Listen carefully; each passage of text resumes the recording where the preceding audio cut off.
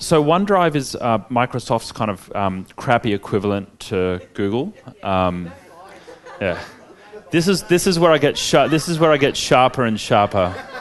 Sorry, guys. Cool. No, I haven't heard of it. Yeah, we'll get into all that stuff. Cool. Shares. Cool. System for creating systems. Pretty useful. Yeah. Awesome. Cool. Good stuff. I had a few that I felt like they had a lot of loose ends to tie it. Uh-huh. And the writing was really important. And I liked the 2080 rule as well. Cool. Yeah, 2080 rule's a good one. The pool boy rule. All right. It's called the pool boy rule because as we were calculating that and going through the exercise, someone in the audience yelled out, "I need a pool boy." But anyway, there you go. So before we get into this one, I just wanted to share something with you guys. So who likes shortcuts? Yes, great. So we have a shortcut for getting you started with Google Sites. So here's the pitch. Get ready for it. But we've got a product which is a template for Google Sites, which helps you get started so you're not starting from scratch. Who feels it's a little bit daunting doing this systemization thing, like just starting, right? But we've got a product that actually will help you get started. I'm going to show you guys that and give you a even super, super sexy shortcut to help you out with it. So on our website, IT Genius, if you go to Systemization and Education in the product section, we have a product called the Genius Net. Second one down, Systemize Your Business with Google Sites. Now, what Google Sites is free. There's no hosting costs, there's no ongoing costs, you don't need a Google Business account. We're about to talk about Google Business accounts, you don't have to use those. All you need for Google Sites is a Gmail address, and everything I've shown you can get done for free. We have a small shortcut which does two things for you. Number one, it gives you a template to get started with Google Sites. So it helps you have some structure and a bit of a framework to get started with in Google Sites so you're not starting it from absolute scratch. And this is what it looks like. So you actually get this template with all of these sections built out for you. There's example processes in there, basically to help you so you're not starting from absolute zero. And also there is a video training library with 30 training videos on how to use Google Sites. So that will train you and your team on how to create your pages, how to add, remove, change a page, how to embed your content, how to put your videos in Google Drive and then embed them to sites, blah, blah, blah, all that kind of stuff. So that's our product. Normally our street price for that is $500. But for you guys, we're going to do a very, very special deal. And if you use the promo code B4B, write that down. So little letter B, number 4, letter B, or lowercase.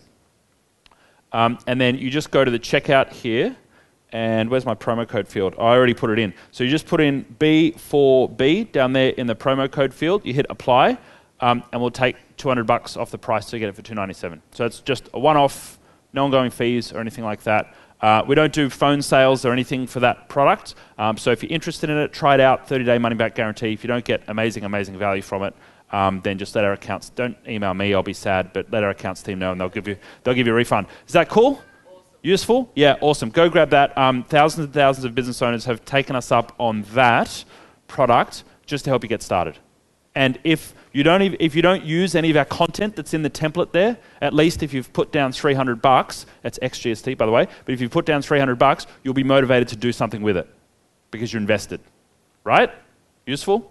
Awesome, cool. All right, there you go. There's the pitch, guys. Whew. All right, cool. So in this session, we're going to talk about Google Apps. Thank you for your shares, guys. This session, we're going to get deeper into running your business with Google and what Google actually allows you to do. Now, this is really, really powerful stuff. This is our core business. The productivity stuff I talk about because I love helping business owners free themselves from the business. This is actually our core business. This is the stuff, mostly what we do on a day-to-day basis. And what Google Apps allows you to do is run your business from anywhere on any device. Now, I'm going to be a little bit mean to Microsoft in this session. Just pre-framing and letting you guys know. It's only because we're now the #1 Google partner in Asia Pacific. So we wear the Google underpants happily and firmly. I make No apologies for which side of the fence I'm on. But what I don't want to do is, I don't want you guys to feel bad when I hang crap on Outlook and the Microsoft world and stuff like that, because the point here is that what I want to convey to you is I want to help educate you guys so you can ask questions about what you're currently doing. Ask questions about who's advising you. Ask questions about the way that you're doing things. Microsoft have a great suite of cloud-ish, I'm still being mean, of cloud applications, and look, they do a really great job, and they've got a new CEO, and they're really, really getting their shit together. I'm going to present the Google story, but I want you guys to not think that this is like a Google versus Microsoft thing. What this is to educate you guys to ask questions about how you're doing things. Everyone agree with that? Is that cool? Awesome. All right. So this is our kind of mission and vision statement. We want to help ambitious business owners leverage technology to enable freedom. I already talked about freedom, and whatever that means to you, we want to help you get there. And what we want to do is put the right tools in your hands so you don't feel like you're a slave to the tech machine, so you don't feel like you're fighting it. We want you to feel in control. We want you to know that technology is a tool for you to leverage, for you to grow your business, for you to use for extra prosperity and freedom and everything that you want. That's what technology should be. And that's our mission, is to help business owners. I'm the son of a carpenter builder who's not the biggest tech whiz in the world. He's pretty techo, but he's not super tech. He's of the baby boomer generation who didn't grow up with technology. He had to learn it, like I'm sure most of you guys did. When he was in high school, he had chalk and slate. He didn't have iPads or Chromebooks or anything else. So that's really my mission, and that's what brings me alive, is helping people, and especially business owners, because I'm from a family business family, to get tech on their side. And this is my idea of freedom. My idea of freedom is the ability to travel. This is in Seminyak in Bali. My idea of freedom is to be able to travel, still run my business, but explore the world with my partner and have that freedom. This is our team in Sydney. This is our team in the Philippines, a little bit bigger now, about 3 times as many people. As I said, we're a Google partner, and what we do is we implement Google business technology into small businesses. So we've this year acquired a couple of our competitors and all that kind of stuff, but we started an IT business 8 years ago. 5 years ago, we really started getting good at this Google stuff, and we decided, well, if the rest of the IT industry is going to go down the Microsoft and the Office 365 path, while they're yinging, we're going to yang. We're going to go the other way. And we're now Google's top partner for small businesses in Australia and New Zealand, which is pretty cool. Now, at the big end of town, Accenture, PwC, and Deloitte are all Google partners. They're doing the same thing that we're doing, and they're taking this technology into large businesses, which is very, very interesting, because those consulting businesses have now seen, well, this is exactly what Google can do for an organization, and they're helping the big end of town do that. But we love small business, so we work with typically businesses 30 employees and under. We've got some media and blah, blah, blah along the way. I want to talk to you guys about this. This is what we believe are the 6 driving forces for cloud technology and how they're shaping small businesses into the future. And we saw this coming a couple of years ago, and these are the forces that are really changing how small businesses are going to adopt and adapt and actually work. So the first big one is the consumerization of technology.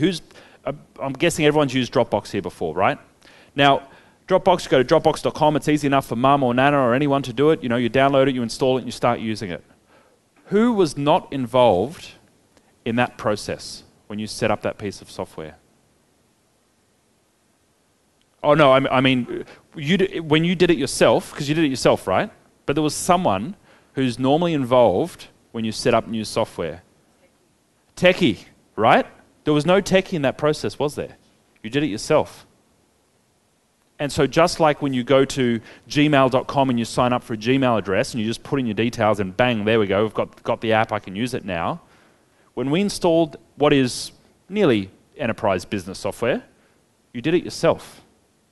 That's the consumerization of technology. Technology that we manage, own, and control ourselves without paying the IT guy tax, right? Without throwing cash at a scary black box sitting in the corner that we don't understand.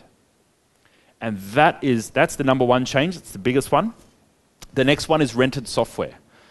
Applications like Xero.com. Instead of throwing $10,000, $20,000, $100,000 at a complex software implementation and hoping that it works at the end of it, we sign up for $50 a month and we try it out and we see how we like it. And if we don't like it, well, we can pull the pin and we just stop paying our monthly fee. Those two scare the shit out of your IT guy. Because all of a sudden, he's not needed anymore. And so what he'll be doing is, in most cases, selling to you with fear, uncertainty, and doubt. The cloud is bad, and all of those other messages that you hear through not only the people advising you, but the tech news, and they make it to mainstream media as well, because those ideas support those that need those ideas to still have work. So be very careful about anyone purporting that idea to you, because I'm guessing most of you are already using Xero, right? Yeah. And is it evil? No, it's awesome. It's awesome, right? So be very careful about someone who's telling you, well, no, the cloud is bad, or it's unsafe, or, is it encrypted properly, that kind of stuff. Yes, you've got to make sure the security is there, but make sure that you're in the driver's seat when you're making the decisions with these. Next up, integrations between different apps. Zapier is a little app that helps cloud apps talk to each other. What I can do with Zapier is I can say, well, when a new customer is created in Xero, add a new row to this spreadsheet in Google Sheets. Or when somebody registers for my lead magnet on my website, automatically add them as a contact in my CRM. Or add them as a contact in my, add them to Xero, or add them to the spreadsheet. This helps cloud apps talk to each other. And what that means is we're reducing the need for double entry and the old way of doing tech systems, which was if you wanted two things to talk to each other, you throw $10,000 at a developer to build something to get them to talk to each other. Outsourcing, this is a big one. We're starting with VAs, and those that are getting a little bit further along the road have full-time staff and teams, primarily in the Philippines, but in other countries as well. And what this is allowing is the most agile small businesses to really change up business models. Because in a world of Airbnb and Uber and GoGet, I drove a GoGet down here because both of my cars are in for service at the same time. But in that world, your customers don't want to pay for excess. And if you don't service them and give them tremendous value, they'll go straight to the source. They'll skip you out completely. They'll educate themselves and they'll find a way to circumnavigate you completely. So, the way to combat that is to be innovative yourself, to embrace outsourcing, but also have a look at your business model and think, okay, well, in 5 years, in 10 years' time, is this still going to be relevant, and how can I position myself to be the leader rather than the follower? All device access, pretty obvious one. We want to be able to work from wherever we are and whatever device we're working with. Us as entrepreneurs, as business owners, we don't want to be stuck going to the office. We want to be able to pick the kids up from school, get a couple of hours work done at home in the afternoon, or do a bit of work while we're on holiday. Or maybe not go to the office and work from a cafe or a beach or somewhere else, or maybe even just between visiting clients. And finally, connectivity. Whatever version of the NBN everybody gets, think about the NBN like the App Store was when it came out on iPhones, 2008, 2009. Now, the App Store didn't really have much in it, but it was a platform. That platform allowed developers to build apps and services that we hadn't even dreamt up when the App Store was released. And us just having better connectivity for our businesses allows us to open new doors as well. So one of my friends, her name's Joyce, she runs a video production business. She helps small businesses film testimonial videos, events, all that kind of stuff. And what she used to do was film the event and then stay up all night editing and getting it all done. Or she'd have staff doing that. What she does now is she'll film an event, 30 to 40 gigabytes of data generated from one shoot. She'll drop that into Google Drive. Overnight, her editors in Ukraine edit the videos, and then by morning, they're back in her Google Drive, completed. Yeah. And salary is $100 a week for one of those editors in Ukraine. Just requires the connectivity. So those kind of shifts are happening in small businesses now, not just large businesses, but small businesses. And that opportunity, I think, is massive. So I don't say this stuff to scare you guys. This is an opportunity. And for you guys to look at these market forces and go, how can I use these to position myself for my customers? That's how you really win. Exciting stuff? Yeah, cool. Awesome. All right. So let's get into some of the more googly stuff. This is the old way of doing it. You've got a server, sits in the office. Anytime you want to get work done outside, you've got to dial in, remote desktop, VPNs, blah, blah, blah, all that junk. Anyone still in server hell land? Anyone? Yeah, okay, cool. It's all right. You can be saved. It's all right. Oh, yeah. This is the new way. Our devices connect to online cloud-based services, and it doesn't matter where we are, what device we're using. As long as we have that connectivity, we're able to get our work done. And in some cases, we can get our work done offline and synchronize. This is our model for how we see small businesses and cloud technology. We believe that Google Apps, the Google suite of applications of Gmail, Calendar, Drive, and all of Google's documents and stuff like that is a foundational level for any small business. That allows you to get your work done, your internal communication, your communication with your customers, your scheduling. Microsoft's got a competing product to this, but that's a foundational level. Then above that, we look at, okay, well, what do we do for finance? We use something like Xero or something else. Training and compliance, we use our Google Sites, again, cloud-based, accessible anywhere on any device. And then we choose an application for what I call delivery management. So delivering our product or service. And that might be a time billing app. Might be a customer service ticketing communication app. Might be a project management app. Might be a inventory and distribution app. It might be a service delivery app. But whatever we're doing, we should be choosing something industry specific that's online and it's cloud-based. There is no more room for buy server, drop 100 grand on enterprise software, drop 100 grand a year on maintaining that, and the old way of doing things. Because that's what the incumbents in your industry are still doing. And your biggest opportunity is to start different. Now, who's 100% everything cloud in the business now? There'll be a few? Yeah, cool. So we call you guys cloud natives. It's most likely, have you started your businesses in the last 5 years? Would that be right? Okay, a little bit longer. Cool. We call cloud natives those that didn't start with this, have never had that in the business. Yeah. And those cloud natives, you have the biggest opportunity to compete against the incumbents in your industry.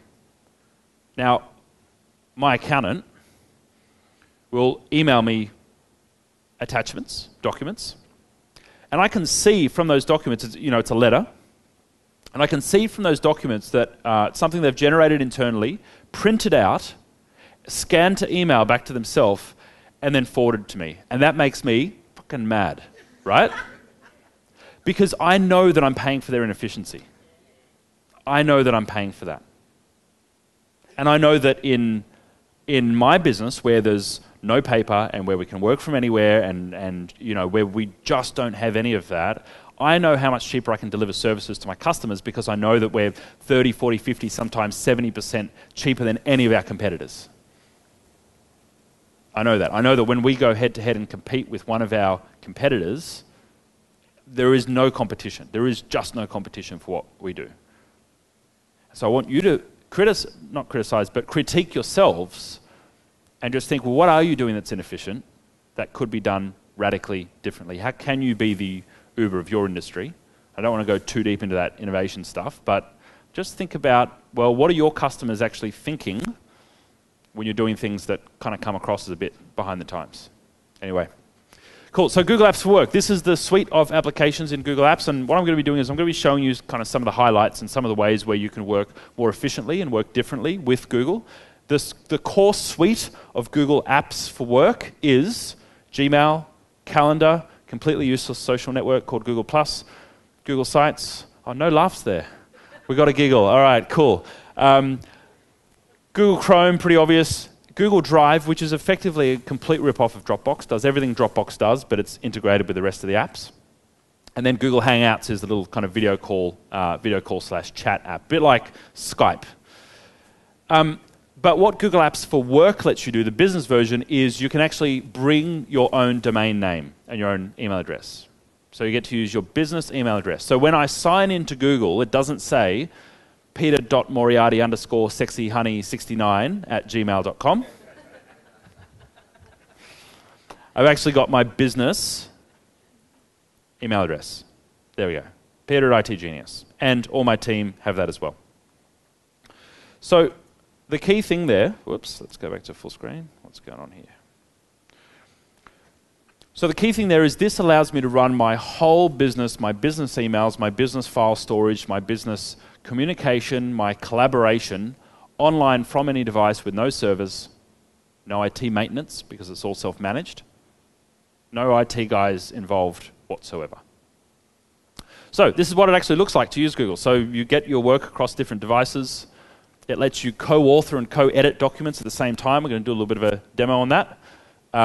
Google Hangouts is absolutely awesome for video calls, video conferencing, all that kind of stuff. And all of these organizations run Google Apps for their primary email and document storage, which you may be surprised by. Any surprises in there? There's obvious ones like, sorry? Yeah? Yep. So there's obvious ones there like Virgin and Kogan, sexy companies like that, right? You'd expect them to Uber run it, you know, all those, every single Silicon Valley startup runs it. Xero runs it. But then you've got like the more conservative organizations like New South Wales Department of Education and Training, Fortescue Metals, interesting. News Corp and Fairfax, they needed to save money, so pretty obvious why they went across. PwC, look at that. Pretty interesting. Woolworths moved 35,000 office employees over to Gmail, Docs, Drive, Google Calendar. They're one of the largest commercial customers of Google Apps in the world. 300,000 total store employees, all running on Google Apps.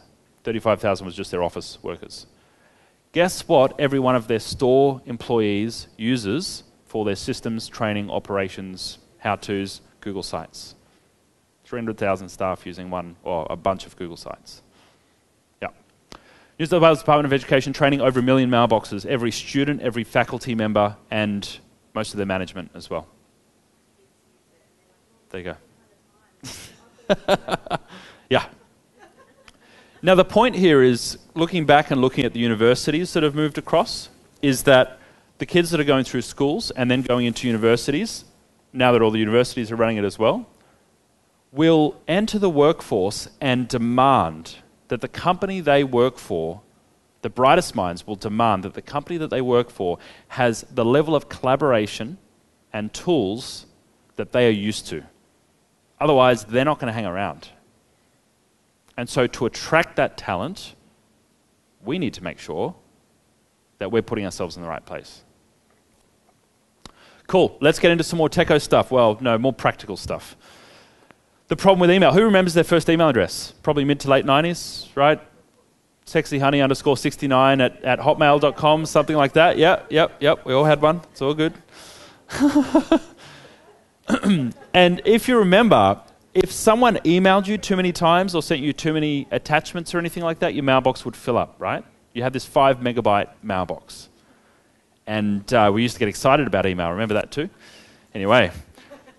So what Microsoft came along was they created this thing called Outlook, and you could download your emails from the server and they'd sit on your computer on Outlook. And what that meant was your mailbox online wasn't filling up, right? And that worked okay until we started getting, as business owners, 200, 300 emails a day with attachments, back and forward. And then, as a business owner, we don't really want to delete any emails, do we? Because if we delete something and then in a year's time a customer comes back and says, oh, I want the same price as last year, or I want to sue you, then we have to have those emails there. So what do? We started putting stuff in folders and trying to like delete the stuff that's not really important, or we try and archive, and it just turns into a mess. Because once we've got over 5 to 10 gigabytes worth of stuff, which is only 5 years worth of data for a business owner, once we've got that much data sitting in either Outlook or Mac Mail, because it's running on the power of our little local computer here, it starts to slow down. Search stops working. Starts to crash every now and again. Oh, I lost my data file when I moved to a new computer because it wasn't backed up properly. Right? Some of those kind of issues start coming up. You go to search for an email on your phone from more than a week ago, and it goes, oh, I can't do it, sorry. Too hard. Right? Yeah. So the key difference between using Gmail, and it's called Google Apps for Business, is you can put as much data in there as you like, retain every single email without any loss of performance, and still have access to absolutely everything. And I'm going to show you guys some cool, neat tricks in Gmail and how that works. Let me jump in here. So this is my Gmail, and I've actually set it up in productivity mode. So I've got my draft set up the top, replies there, start emails, and then my main inbox sits down here down the bottom. And I've got, 20, 25 odd emails in there. Now, if I want to look at, well, where's all of my emails, right? Where's my total mailbox sitting in my Gmail? I go to my storage management. Let's see how much I've got sitting in here. There we go, 29.5 gig of email. That's quite a bit, right? It's a decent amount. And you might be thinking, well, all right, Pete, well, how many emails is that in real terms? Well, I've never deleted a single email in 8 years of running this business. And if we go to my all mail folder, which is my archive, there's 260,000 emails in there. Yet, if I want to run a search and say, well, show me emails from 2011, bang, search is instant. Even if I ran the same search from my phone, same set of emails, instant. So what this means is we can remove the idea from our heads and the psychological pattern of I have to keep what's important, file that stuff into folders, and then delete all the junk. Who spends a lot of time deleting junk out of their mailbox every day, right? Now, that habit that we go through every day is in part because we used to have to delete stuff to keep our mailbox trim. Because if we don't archive, if we don't keep it nice and tidy, we're in this habit of clean up the junk. With Google, there's a couple of things that are different. Number one is the spam filtering is perfect. So, Google have nearly 1 billion people using Gmail, 980 million, or maybe they just popped over, I'm not sure. But because they have so many mailboxes they can peer into, the spam filtering is perfect. So what that means is spam is just not an issue anymore. You just forget that it was ever an issue. But what you can do with Gmail is the searching is so powerful that you just don't really need to use folders anymore. Who's like a pack rat? Who's folder queen or king? Well, a few people. All right. Well, let me show you some cool stuff with Gmail. So let's say I want to look for emails from a client of mine. His name is Marshall. So just start typing Marshall. And I can hit return here. It's going to bring up all emails back and forth between myself and Marshall. Now, there's a few emails here, right? There's a few hundred. If I keep going back a few years, there we go. That's the first 150 of many, it says, right? So it's going back to 2013. There's a few there. And I go, all right, well, maybe let's see if I can cut that down a little bit. I know that Belinda was CC'd in on that email, so I'm just going to pop in Belinda's email as well. There we go. Let's cut it down to 67. Let's cut the search down a bit. It's pretty handy. And just like a Google search, we can stack our searches and put in keywords. There we go. Put in the keyword invoice, and it's pulled it down to 11 emails. So if the search is that powerful, why would we bother putting things into folders anymore? Because I But you don't need to. I've just pulled that down to 11 with a simple search. There's no scrolling there.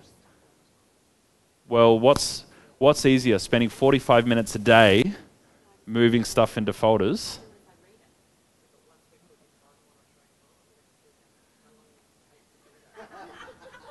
$30 to $45 a day. So we've got a training program. When we implement Google Apps for a business, we put every single one of our customers. We good? Yeah. Cool. So when we implement Google Apps, we've got a training program where we put every single staff member of every one of our customers through our Gmail training program. It's called Inbox Zero.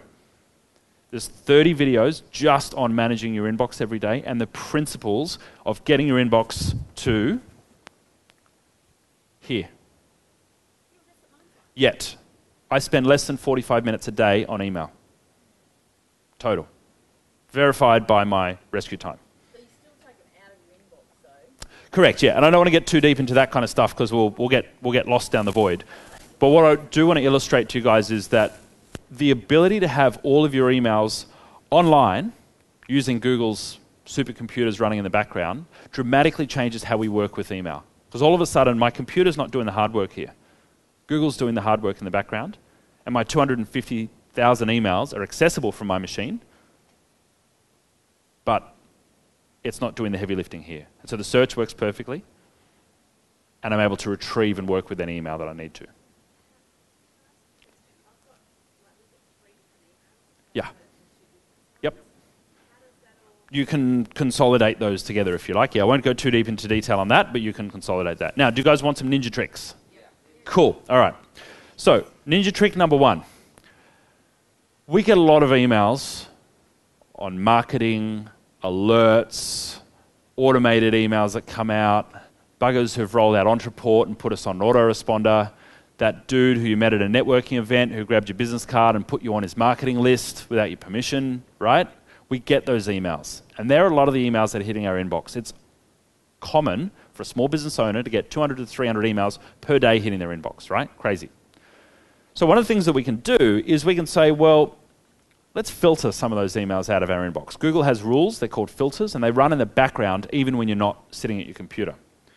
And so if I search for the word unsubscribe, I can actually filter any email that hits my inbox with the word unsubscribe contained somewhere in that email and have it skip my inbox.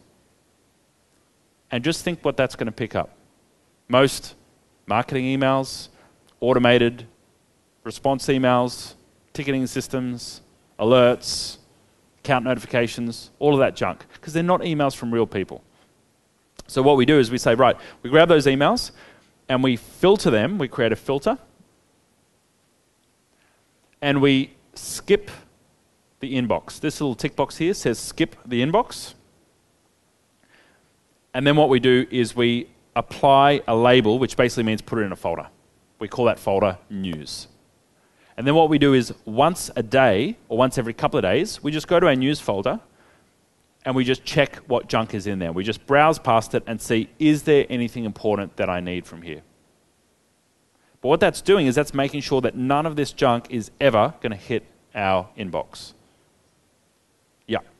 And you can see, since this morning, since midnight, it's already filtered nearly 50 emails that would have otherwise hit my inbox. Pretty cool, huh? Yeah, awesome. So what we want is we want to make sure that emails that are coming into our inbox are only emails from real people that require real action. And that's one of the ways that we can do that. Pretty handy, right?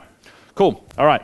So what this also means is that if you're a marketer, when you send emails, don't use the word unsubscribe. And all that's required by law is that you have a way of unsubscribing from your emails. Ontraport out of the box, it says update your preferences.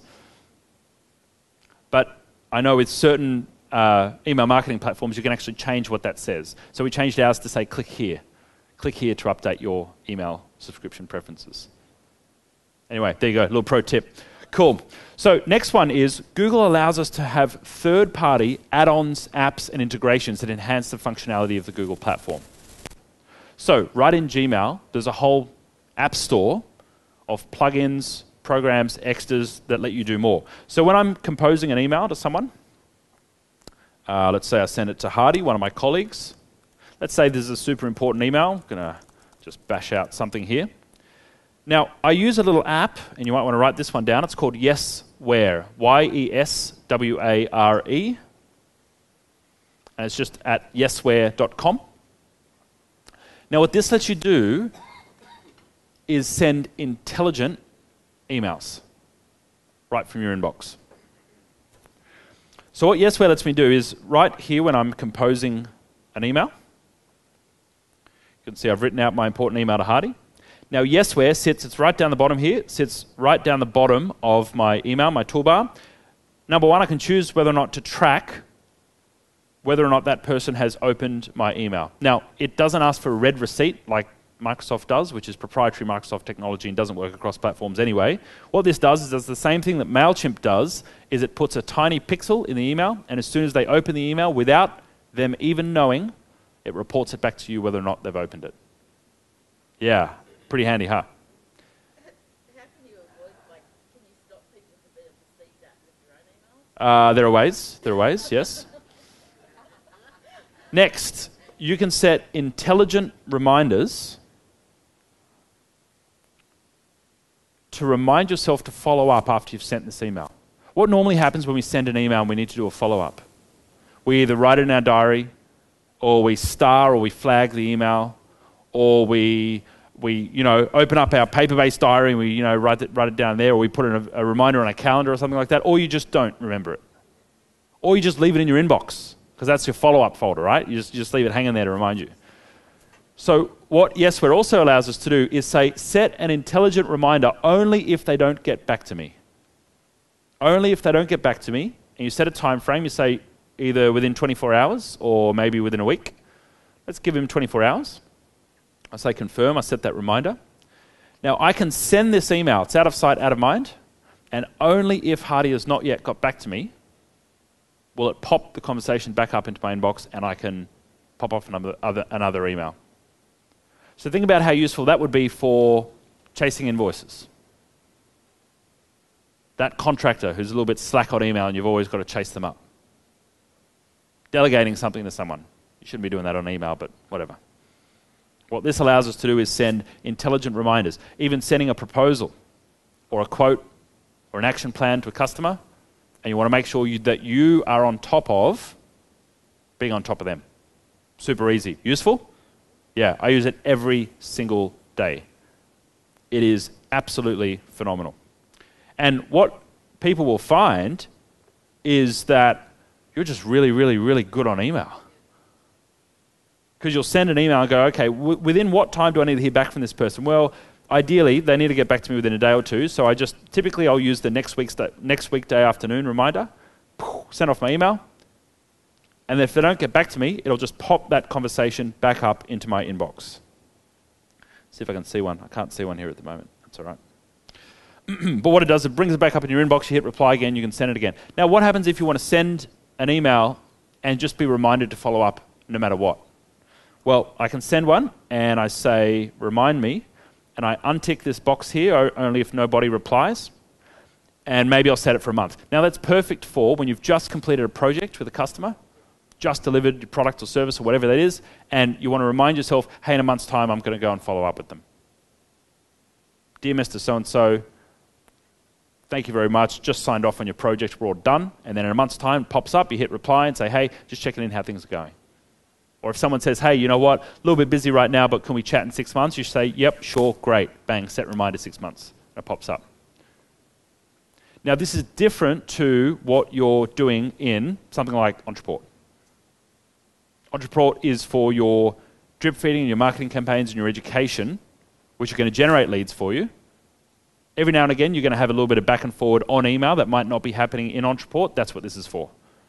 You don't use this as a replacement. This is not an autoresponder. You don't use this as a replacement for those marketing emails. This is for the stuff that you have to do in your inbox to make sure you're efficient. And then finally, it also allows you to drop in templated, scripted emails. Yeah. So the emails that you're scripting out as you build out your systems, you can have them all built straight in to Yesware. Again, this is not the stuff that you do in Entreport. This is not your automated sequences or anything like that. What this is for your day-to-day stuff to make you more efficient by not having to repeat stuff over and over again or type out the same thing. Question? Yeah, I'm just trying to do, so you've got your Google Sites, Yep. email. How does Yesware come? So Yesware's a plugin. It's a little add-on. Yeah, so once you go to yesware.com and you add it, you'll see here it sits up here in my Gmail once I've added it to Gmail, and then these little green bits here are the Yesware extras. Yeah, it's $12 per user per month. There's actually a free, I forgot to mention it, there's a free alternative, which is a direct rip-off of Yesware. Does all the same stuff, tiny bit clunky, but it works. It's just the interface isn't quite as zippy. It's wizzy.io. So that's a free alternative. Yeah, cool. Who thinks they could save a bit of time in their email just implementing this? Yeah, pretty cool, huh? Yeah, very, very cool. All right, rock and roll. Cool. We're going to move on, guys. So I'm going to go through the rest of the Google Apps ecosystem and show you guys kind of how it works, how the different bits and pieces work. Google Calendar is pretty straightforward. Who's used Google Calendar before? Yeah, cool. Most people. Great. So you guys know that it'll synchronize between all your different devices and wherever you are, your calendar is and all that fun stuff. What's really cool is when you start working with teams. So I'm going to go ahead and put in a test event here. When you start working with teams, it gets really, really useful, particularly if, for example, I want to catch up with a couple of my colleagues. So let's go Jello, Hardy, Regina, who else? Red. Maybe Eric. Cool. So I've added a few of my team members that I want to have a catch up with, but I don't know when we're all available to meet. And what I'd normally do is go through all our shared calendars and see who's available when. Well, Google's got this cool little button here called Suggested Times. And I just click that and it tells me, based on all our calendars, when we're available for a catch up. Yeah. Pretty cool, huh?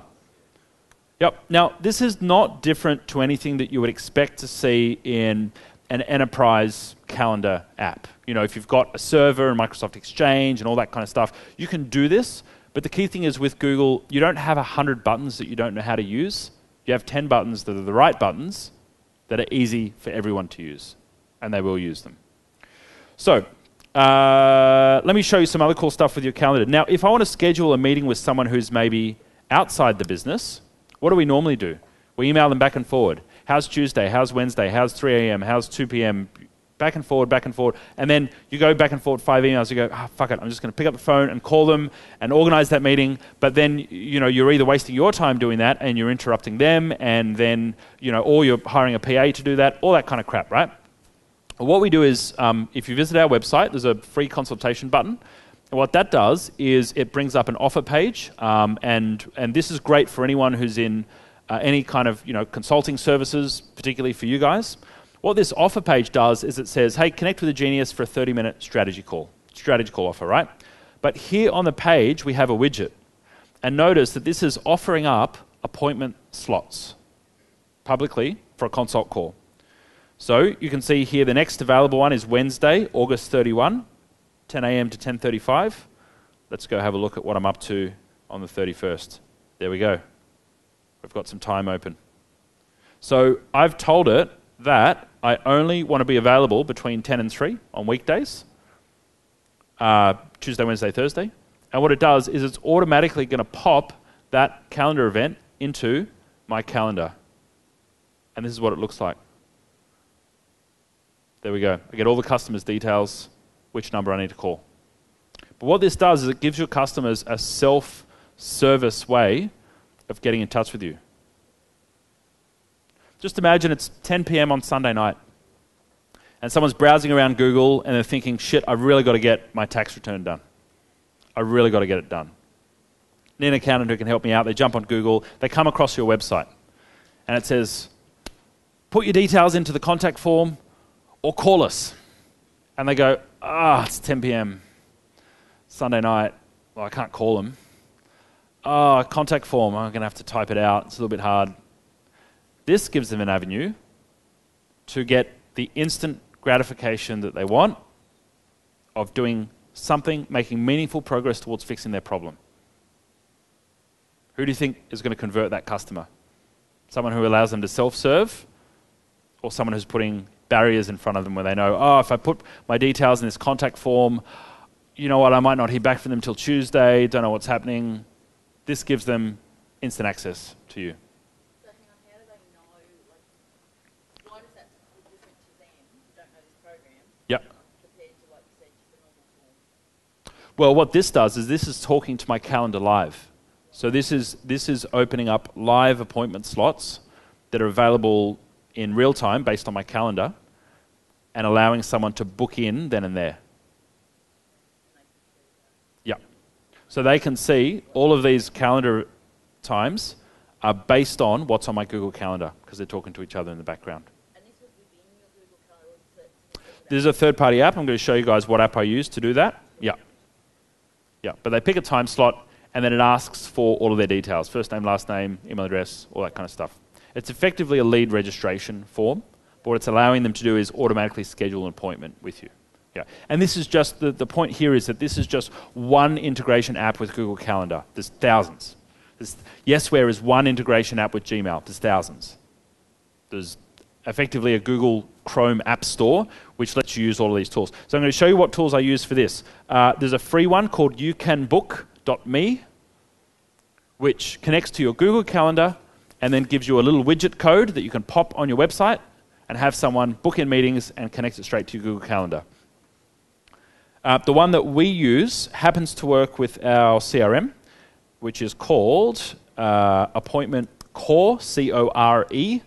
It's a commercial one. I don't know, it's $30, $50 a month, something like that. If you're using Ontraport, you want to check out Schedule Once. Is that the best one for calendar? I use Calendly. All right, cool. And that integrates with Ontraport. You can tag someone. Calendly. It's that, isn't it? Calendly. There we go. That's really hard to say. There you go. All right, it's a little bit hard to see it actually, but anyway, it's there. So Calendly. So these are tools that allow you to get more out of the platform, and that's the key thing with Google is having third-party apps, integrations, plugins which enhance the functionality. That's really what's key with Google. Any questions on Calendar, guys? Anything you want to know how to do, or can it do, or how does it do this, Pete? Anything like that? No, we're cool? Yeah. Cool. Mm.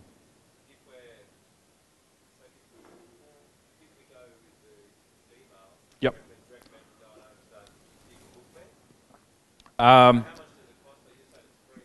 Look, they're all pretty similar feature-wise. It just depends on mostly on what CRM you want to plug it into in the background and how it works in with your business processes. The big question is not you know, which one of these apps is the right app, you know, because they all do the pretty similar thing. What matters is what is the way that I can best optimize my customer journey or my prospect journey, and which tool is going to best support that. That's the question that you need to be asking. So all of these tools, you know, any online marketing tool, any CRM tool, any business tool, the question is not, you know, what's the right tool and what is the most features and that kind of thing. The correct question is, for the business outcome that we want, what tool is going to best support the business outcome? That's what matters. Yeah. So, you know, try not to get caught up in, you know, if I've got one and it's kind of working, should I switch? I wouldn't worry about that. You'd only switch if there was a compelling business reason too, or you were missing a big chunk of what you wanted to achieve. Cool. We had a question over here. Yeah. Yes. Managing task lists and Yep. that sort of thing. Yep. Is there an application? No, look, not really. Google's got some ways of doing tasks internally. The Google tasks within Gmail are terrible. Google does have an app called Google Keep, which is pretty good for tasks. Not really good for collaborating on tasks with your team. The one that we love is called Asana, which is A-S-A-N-A. We really love this for group tasks, particularly if you haven't had an online task management app before, because this integrates fully with Google Apps, so it integrates with your accounts and with your calendars and with all the other bits and pieces. But it's also free for up to 15 people. We really like recommending tools that are free, easy for you to get started with, because people get a little bit annoyed with the tax of $10 here, $10 here, $10 here per person. So yeah, Asana's free for up to 15 employees, integrates beautifully with Google, really simple and easy to use as well. You can integrate with time logging apps, but what it's really great at is collaborative tasks and sharing tasks with your team. Yeah. Cool. All right, everyone cool with Calendar? Let's get into Google Drive. So Google Drive works in effectively the same way that Dropbox works. So you're pretty much getting exactly the same experience that you'd be used to Dropbox. Now, who's used Dropbox? Cool. Are you guys using it for everything, or are there some that are still using it for like only some of your stuff? Sorry? Only some. Okay. Any particular reason for that? Okay, cool. I had to do it because of the documents I send them to you. So Yep. I kind of have no choice but to use To start using that? Yep. So can you swap to that? Absolutely, yeah. So Google Drive does everything that Dropbox does. So you've got an online interface where you can see here I've got folders and I've got files sitting there as well. And then that's mirrored with, on my desktop, a local copy of all that stuff as well. So anything that I put into my local folders here, I've got a little demo folder. Anything that I put into there is going to be instantly uploaded to Google and then available online in the same set of folders online there. Dropbox does the same thing. Yeah, so and any computer that I install this on, I'm going to see the same set of files and folders. Now, with Google Drive, I can either drop in Word documents, Excel documents in their original format. I can use the Google documents, which we'll go through in a second. I can drop in photos, I can drop in videos, any of that kind of stuff. And whatever machine I'm working on, I'm able to work with it. Now, if I was to drop a glass of water on my laptop, which I've done many times, spilt glasses of wine, I've run over one, I had one stolen from my car, I'm able to sign into a new computer, have all my stuff there. And that's the most powerful thing about getting 100% of your business cloud-based and getting all of your files and putting them into Dropbox or Google Drive. Now, the key advantage of Google Drive is it lets you use the Google Documents, which I'll show you in a second, but also, obviously, it's fully integrated with my business email address. Google Apps has one login across all of these different applications. So as you grow and you scale your team, rather than, oh, new person, new Skype login, new Dropbox login, new $10 a month over here, you just give them the one Google Apps account, which is, they pay their $5 a month per person. That gives you access to the whole suite of apps. One login does absolutely everything for the business. And if you're using Asana for your task management, well, they use their Google login for that. If you're using Xero and you want to give certain staff access to that, well, they can use their Google login for that. So everyone doesn't get stuck with 50 different passwords for absolutely everything that they're using. You can see the pictures and stuff are starting to get uploaded into up into my online Google Drive, starting to appear there. Now, I flew from Sydney to Adelaide for a presentation. I landed in Adelaide, I had a presentation at 10 o'clock that morning, and I'd left my laptop in Sydney. And I had my files, my business, absolutely everything on the laptop in Sydney. So what did I do? I walked into the Apple store in Adelaide CBD, bought a new laptop, went and did the presentation because I was able to sign in and have everything there. Now think about if right now I dropped a glass of water on your laptop, how much of that would you have to recover from backup, or what would be lost? What's sitting on your desktop right now, which is not backed up or saved somewhere else? This is your ticket to complete freedom from whatever device that you're using. Because it means that I can borrow someone else's machine, sign in, have all my stuff, or use my mobile device, sign in, have all my stuff. When you pay $5 a month for the Google Apps for Work suite, which gives you Gmail, Calendar, and Docs, and all those other bits and pieces, you get 30 gigabytes of storage per person, which is heaps. You can pay $10 a month and get unlimited for everyone. So like our internet plans, we don't really worry about our bandwidth nowadays because most of them are just unlimited. Think about computer storage and online storage in the same way. It's just not really needed that much anymore. So I want to show you guys some cool stuff on using Google Docs, and this is where Google really comes alive. Now, you would have noticed that my presentations are actually running out of the browser. Yeah, so this is a Google Slides presentation, which is effectively Google's rip-off of PowerPoint. But I want to show you guys Google Docs. Let's open up. Where's our little website demo? Do I even have it in there? No, maybe not. All right, I'll open that bad boy. What I'd like to show you is, we'll open up some Google Docs and I'll show you guys how they work.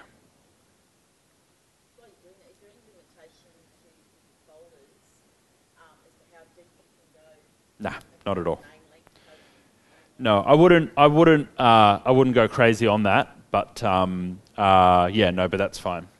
So this is a Google document. This is what their rip-off of Word is effectively, and this is not designed to be a full replacement for Microsoft Office. You can still use Microsoft Documents. But what Google Documents let you do is share and work collaboratively with other team members. So what I can do here is on my document, if you have a look up the top there, it says last edit was 24th of July. When I start making some changes, see how it says saving and then saved? It's instantly saving every single change I make to the document. Who's ever worked on a document for 2 hours and then computers crash and you've lost it? Yeah, right? So what Google does is it saves a new version of the document every single time I make a change. And I can go and have a look at my revision history. Let's just zoom in a little bit. I can go and look at my revision history. And what that shows me is every single version of the document right back to the beginning of time.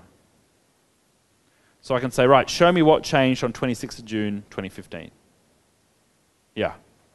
And who made that change? So I can see Andrew made that change there. And then let me scroll up. I can see here on 20th, there's Peter and Kelvin have both made some changes. There we go. Kelvin's made some changes there. And I can scroll up. Oh, some more from Kelvin, 14th of July. There we go. Let's exit that mode. So every different version of the document is saved and recoverable, so it means that I can share this document with somebody else in my business. They can make changes to it, and I won't be afraid that they're going to overwrite my changes or that they're going to disappear. So let's look at another example. So I've got a document here. Let's open up. Where is my search for content?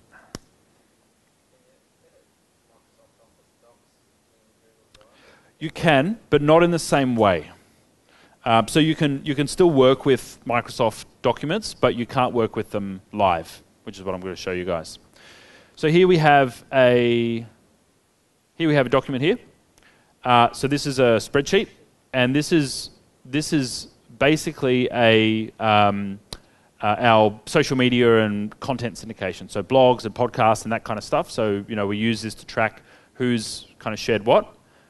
And when I hit the share button, I can share that with anyone on my team and see, I've just shared it with groups mostly there, but each one of those people can work on this document. Now, from this one document, I have virtual assistant in the Philippines, I have content writer in Canada, and I have video editor in States, who are all working on this document together and getting work done without conference calls, without back and forward. So who's got their laptop out? Shall we do a little demo? So, what's your best email address? Okay, Fran, oops, you're going to have to help me with spelling. C-I-N-E. Yep. At Mayvin, Yep. .com.au. Awesome. So I'm going to give you edit access. I'm going to go ahead and send that.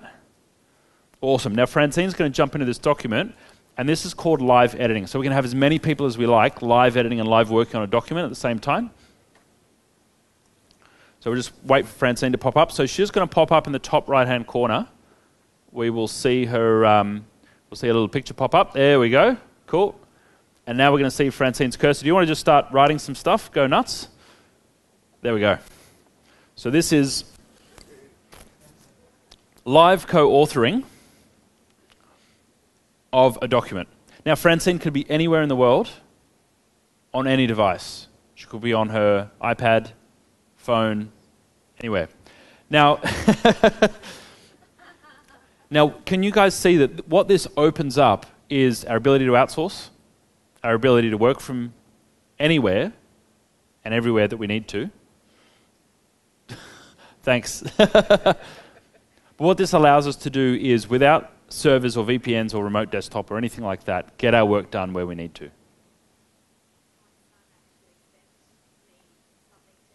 Yep. Yep. And I started editing it. Yep. And his teacher's like, please don't edit, he needs to do it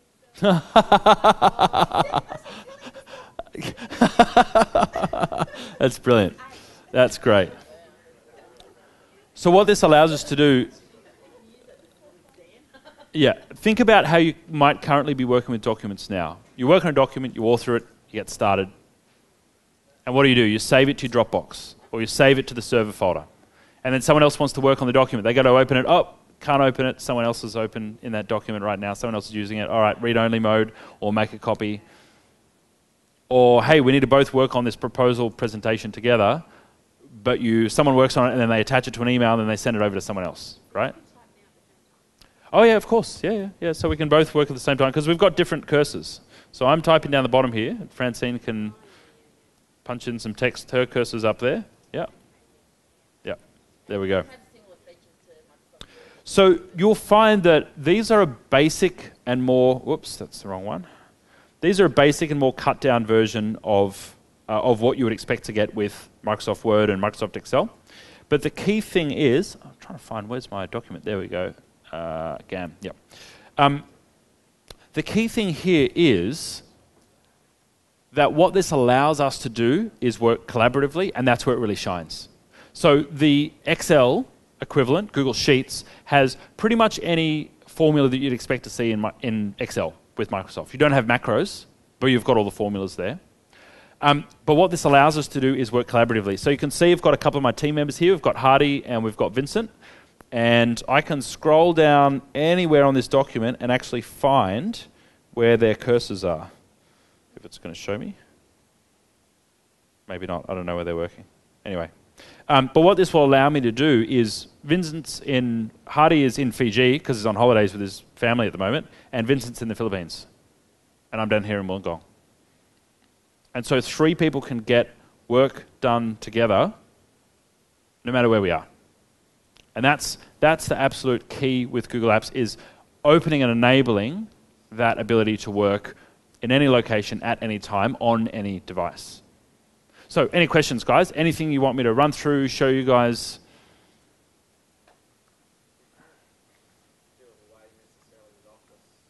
You can. We've done away with Office completely in our business.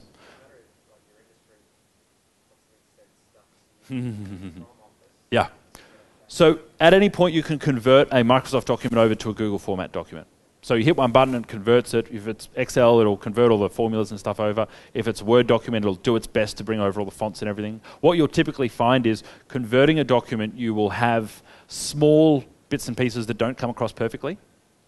But what we do is we recommend, for your own internal documents, convert them all once. You might have to do a bit of a cleanup on the documents, and then you can start using Google Docs moving forward. What you'll probably find is you'll keep Microsoft Office on your computers for probably about a year after transitioning over. Or you might just use this, get a free Gmail account and just use this on the side for little bits and pieces. But we'd obviously recommend moving the whole business across, because what that allows you to do is get rid of the server, get rid of the IT person, the whole thing's self-manageable. And I'll show you guys what it looks like on the management side. So when you purchase a business account, and our whole business is helping customers make the switch over to Google. It's our core business. But what you get access to as the business owner is this administration panel. And this is where you manage all of the back end of your Google account.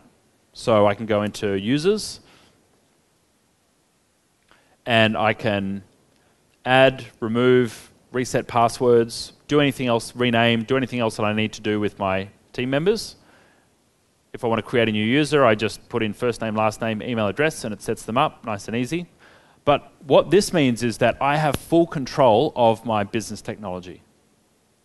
Instead of, I need to set someone up, I'll call the web host, or call the IT guy, set them up on the server, set up the redirects, set up the spam filtering, set up the Exchange mailbox, set up their computer, set up Outlook, configure all that junk. Just Go here, go add new user. They get an email address and a password. That unlocks access to everything that they need. Nice and easy. Cool. Any other questions?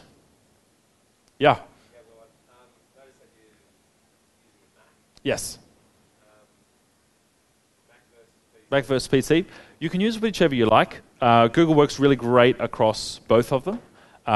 So yeah, it's completely up to you. Everything runs, as you would have noticed, in the Google Chrome browser. So what that means is whether I'm on a Mac or a PC or even a Chromebook or Chrome device, doesn't really matter. Either way, it works fine. Yeah. Someone who's not on Google? Great question. So you've got a couple of options. You can either, with any of these documents, like I might decide that I want to, with these documents, I might decide that I want to send it to someone, and so I can email it as an attachment. I've got a little option here, and I can choose, do I want to convert it to a PDF, or do I want to convert it to a Microsoft Excel document? And it'll convert it on the fly, attach it to an email, and then send it to them. So you've always got that option to do that. But what we find is for most businesses, you'll do most of your work on Google Docs internally, and then you can just share via this share link.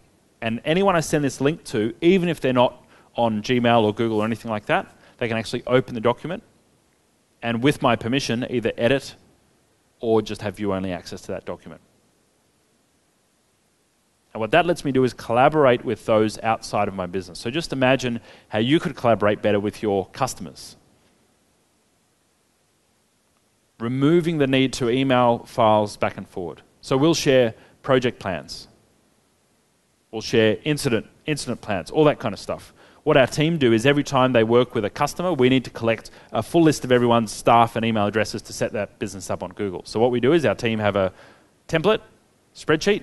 They create a new spreadsheet for each customer, and then they email it out to the customer. Andy's going through the process with us at the moment. So what our team do is they create a new spreadsheet, and they send it over to Andy. Have you put any data in yours yet? Okay, good. So I can open it and show the guys what it looks like? Cool. All right. Otherwise, your passwords and stuff would be in there. All right.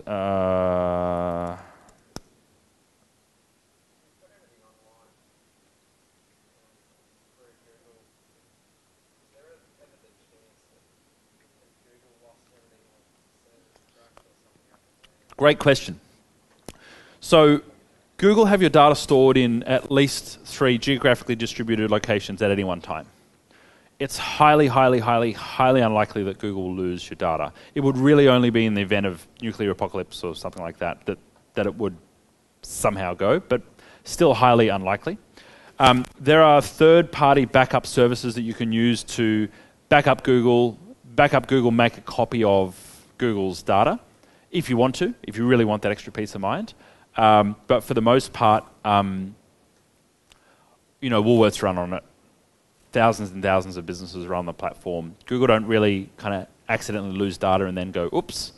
But there are certainly ways of even manually making a backup. Yeah. Security is a great question. So if you've got a keen eye, you would have noticed that every single one of Google's applications have an HTTPS up in the top menu bar there. And what that means is that your connection to Google is 100% encrypted, which is exactly the same as what you see when you go to your bank. What that means is between my computer and Google is all scrambled, encrypted messages. And so, for example, if I was sitting down at a dodgy internet cafe and someone was snooping on the traffic that was going from my computer out to the internet, there's no way they'd be able to see any of this. And likewise, when the files and folders and even the stuff that you drop into your Google Drive that sits here on your desktop, any of that stuff that you drop in there, your connection to Google is fully encrypted. So even the moment you put something into your Google Drive here, as it's getting synchronized to Google, it gets encrypted right along the way. Yeah. So you can also switch on something really cool, which is called Factor Authentication. And what that does is that's like an extra layer of security. So who's got a key fob for their business bank account? Have you ever got those? Yeah. So a little digit thing gives you a 6-digit code. So Google's got the same thing. It's called Google Authenticator. And what it does is it's a little app that generates 6-digit codes every minute. So I've got a little app sitting on my phone here. This is free for all Google accounts. So you can switch this on for your team. And what it means is that when I sign into my Google account on a new device, from a new computer, from a new location, even with my username and password, it's always going to prompt me for this. So it's called Google Authenticator. Yeah. Oh, well, it's called two-step verification. So you can switch that on for free on any Google account, even a personal Gmail account. But what we recommend is certainly for business accounts is to have this. And what that means is, well, if all the connections are encrypted and your account's locked down with your second factor device, which is your smartphone, even if you were to tweet your Gmail username and password, no one can get access to your account without this, without the second factor device. And that gives you the peace of mind that nobody else can get into your account. There's just no way. What about the Australian factor in that? I know there's some confusing things out there at the moment that aren't allowing any of the data to be stored outside Australia. Yeah, only really medical records. Everything else is pretty sweet. Check with your lawyer, of course. But the privacy laws have now changed to be less about where the data is stored and more about how you control access to that data. Microsoft at the moment is in the middle of moving. Have you seen that? Like I got an email the other day saying I need to make a choice if my data has to be in Australia. Yeah. Tell them and they'll move it so I only get stored in Australia. Yeah, it's basically like that panders to the general fear of data being outside of Australia, which is just junk, really. It's like, for the most part, in small businesses, that's just an anti-cloud fear that's made its way to I have to have my data in Australia. And it's the same kind of fear of my data is safer if it's in a box sitting in my office. I'm not talking about the fear, 'cause I agree with that. Yeah. Yeah, I'm talking about, like, I know that some of the clients I deal with in some other industries actually, they are not Yeah, allowed of course. to have their data. So I'm talking Yeah. about that. Yeah, so that would be, so if you're in a medical industry, patient data, for the most part, needs to stay in Australia. However, that doesn't stop that business from putting all of their administration documents, their back office documents, and everything else on something like Google Apps. We've got plenty of customers in the medical, clinical space who all happily run Google Apps. So Google's not looking at doing one. Don't need to. Yeah, it's because the legislation is catching up. Like the privacy laws have now caught up. The privacy laws now no longer say customer data has to be kept in Australia. The privacy laws now say that whoever is accessing the data, whether they're in Australia or someone else, it has to be protected. And when you can go, whether you're in financial services, we've got heaps of financial services businesses. We've got heaps of, not heaps in the medical space, but quite a few. If you can say to your regulator that I have two-factor authentication enforced for everyone in my business, and all of the connections are encrypted, where I'm accessing my data from, and everybody who accesses that data is controlled by one login, you're going to be way ahead of anybody else who's doing it the old way with servers and syncing and all of that. Yeah. So you're pretty safe there. Cool. All right, we're going to take a couple of questions and we've got to finish up, don't we? Your call? My call. All right, cool. Thanks, guys. Yeah, that's about it. Thank you very much for listening. And yeah.